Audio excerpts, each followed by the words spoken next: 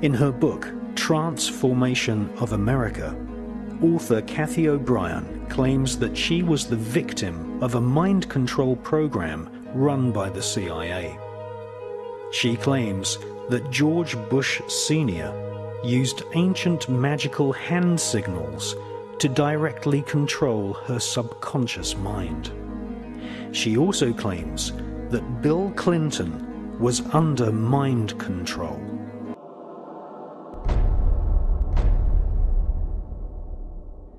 In covertly recorded off-air transmissions from the Bush-Clinton presidential election campaign in the 1990s, we can see that Bill Clinton was nothing more than a puppet to the puppet masters which placed him in the White House.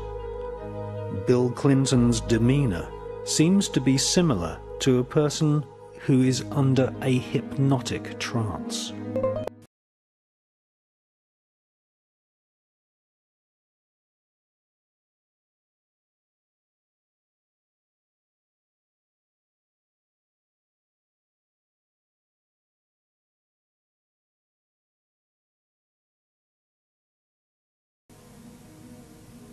I love him.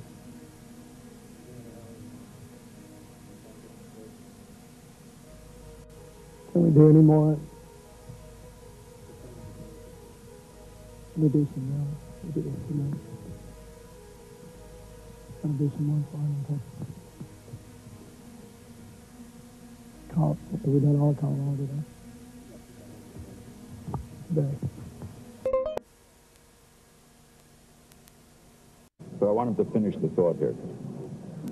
That's the one break we have to hit live. It's been around the world, but it's hard to believe we're being watched in 151 countries. Crazy. Ted Turner changed the world. I'm a big fan of yours. He would serve you, Captain.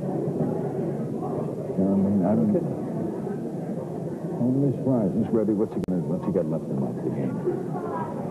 After you're elected, think about it. No dope. That's for sure. Great guy to work for, too.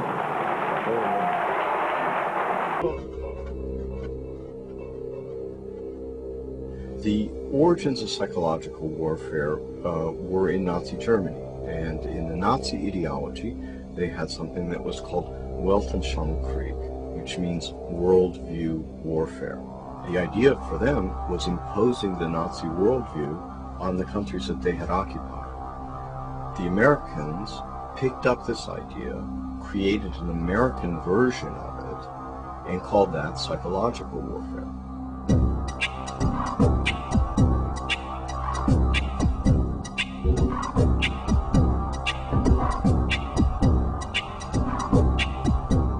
In trying to understand psychological warfare and in trying to understand the American approach to the post-war efforts to control people's minds, both as individuals and on a mass scale, there's a lot of illusions about how that was done. Were Nazis involved in that process? Yes, they were. Project Paperclip was a United States government-sanctioned CIA operation for the importation of Nazi and fascist scientists into the United States.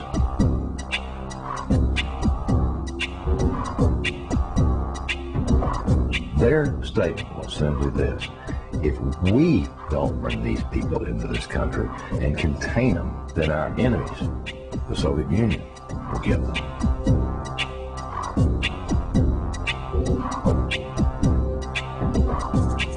First wave was to bring in scientists. There was 700 odd propulsion scientists, and then there were some 600 and some odd mind sciences people that they brought in. The CIA was given a responsibility of actually placing the individuals that had a Project Paperclip into the military-industrial complex, including our colleges and universities.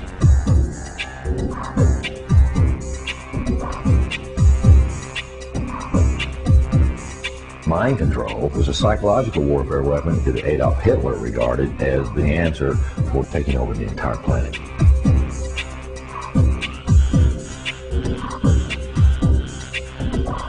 The name for the mind control research in this country was MK Ultra.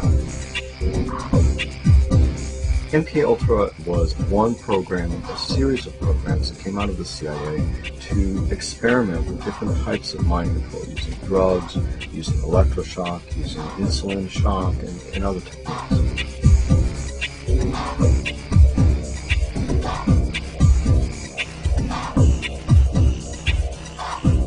I think that the goal for those people who planned the program was very straightforward. It was an attempt to figure out a way to interrogate people and to learn how to protect their own agents against control by others.